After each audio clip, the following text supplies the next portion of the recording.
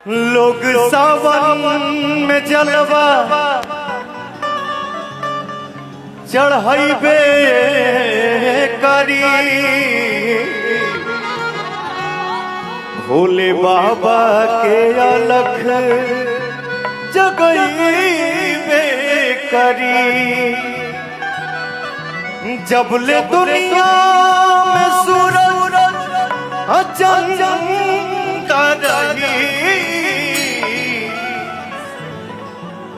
नारा बोल बम के हरदम सुनाइबे करी। ना छापर ना छानी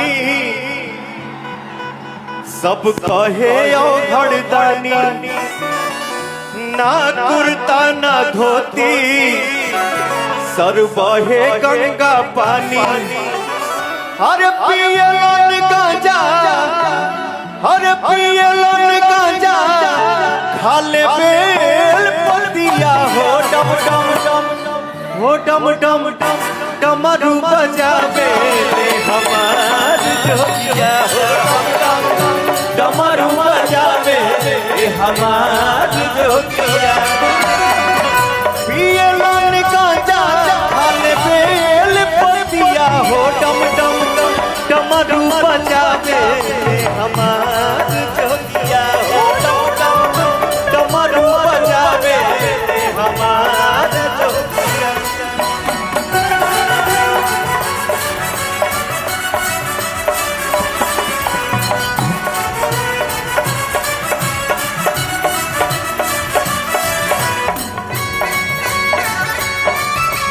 देखिए हमनी के भक्ति भाव में बानी जा भैया।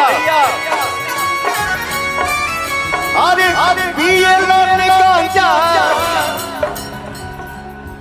पियलन गांजा, खाले बेल पतिया हो डम डम डम, डमरू बजावे हमार जोगिया हो डम डम डम, डमरू बजावे हमार जोगिया।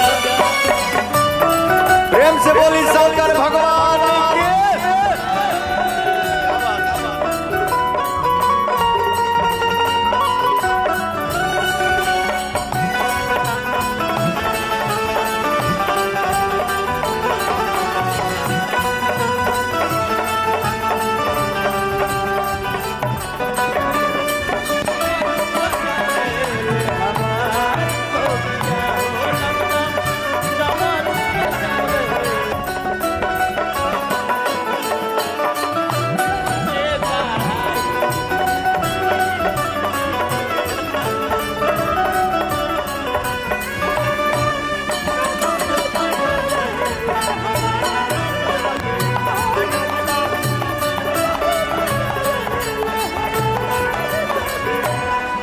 केहुली हल खजाना, केहुली हल हसोना सिंघोरा,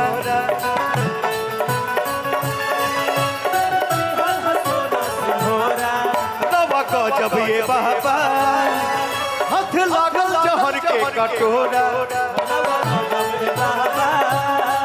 हाथ लागल जहर के कटोरा।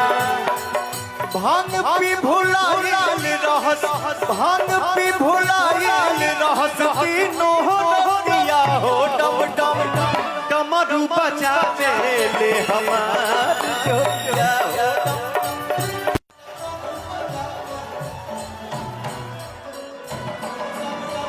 डमरू बजावे हमार जोगिया हो डम डम डम, डमरू बजावे डमरू बजावे हमार जोगिया। वाह रे राम भाई वाह। यहाँ के किलाट बजाओ तो निका कुछ उचरी दोसर मैक ना ले दोगा, ये ले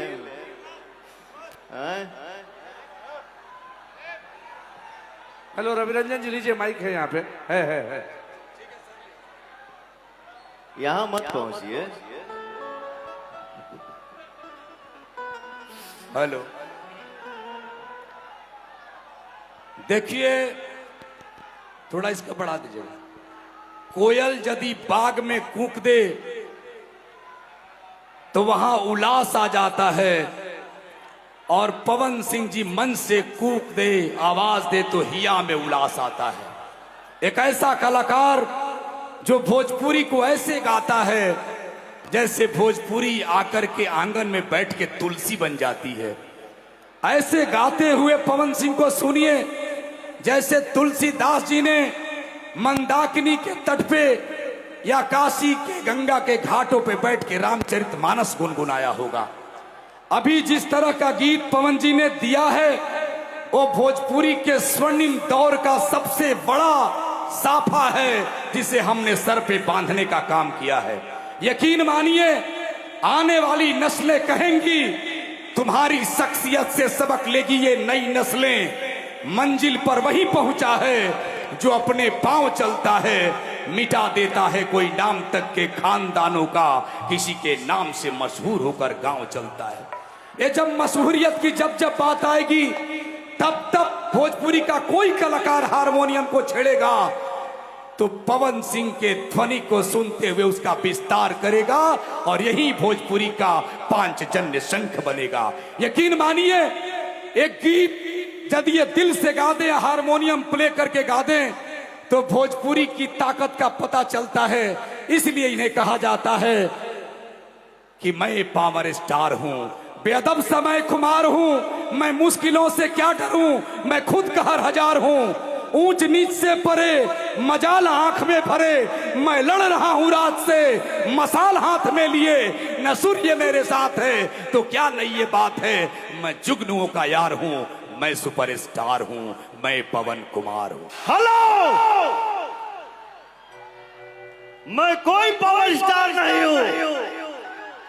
ये बड़े आदमी अक्सर मुझे सिर्फ इतना पता है कि मैं जो कुछ भी हूं आप सभी का प्यार हो। ये अभी तो शुरू हुआ है।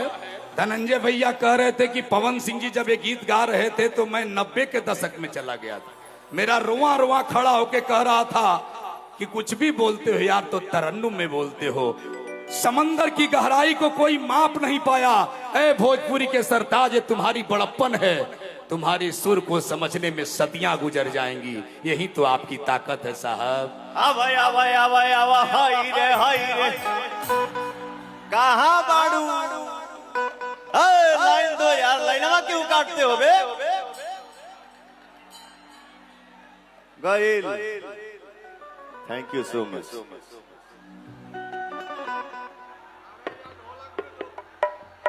सारा एनर्जी ले भी दला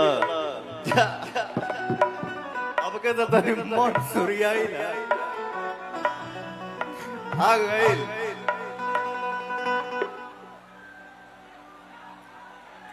कवि के भाव कि अरे बरसे सावन के पानी अचुअता तभी जातानी, बरसे सावन के पानी अचुअता तभी जातानी, मड़ई के घर सैया जाइब नई हार छोड़ के। बरसे सावन के पानी चुअता तभी जातानी, मड़ई के घर सैया जाइब देवघर छोड़ के, कि सैया जाइब नई हार छोड़ के। ए सैया ए सैया भाव है तनी हाथवा उठावा जाओ। इस सैया जाइब नई हार छोड़ के, राउर देव घर सैया जाइब, राउर देव घर सैया जाइब नई हार। बरसे सावन के पानी चुआता तभी जातानी, मड़ई के घर सैया जाइब देव। अरे हे सैया, मेरा आवाज कहां तक जा रहा है भैया? तनी हथवा उठा के बताओ जा, तनी पिछवा से लहराओ जाओ। सैया जाइब नई हार छोड़ के,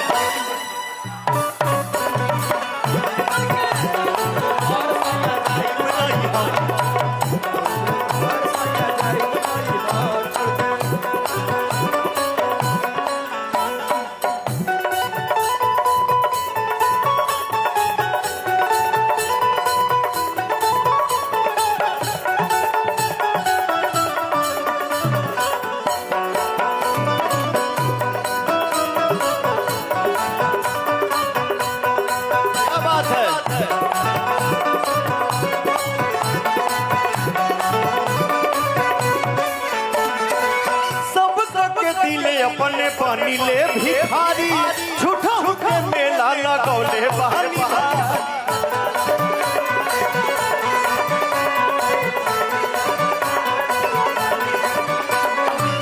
सब सबके दिले अपने पानी ले भिखारी झूठा हुके मेला लगौले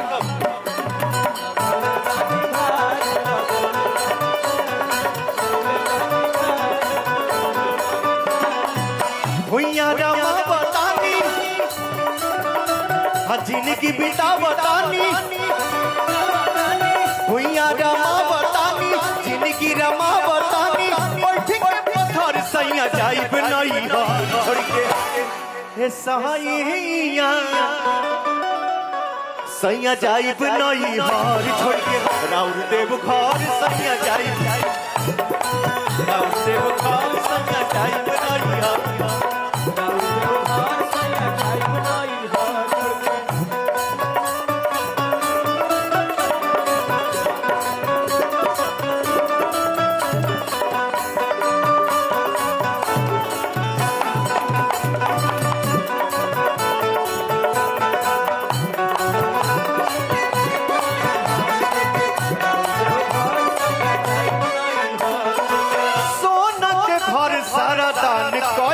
अपने तभे सरौआ जोगी के धाई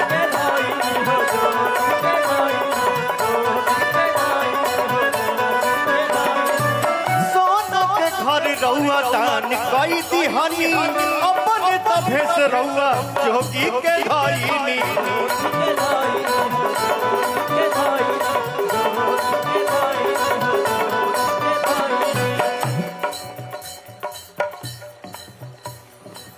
बरसे सावन के पानी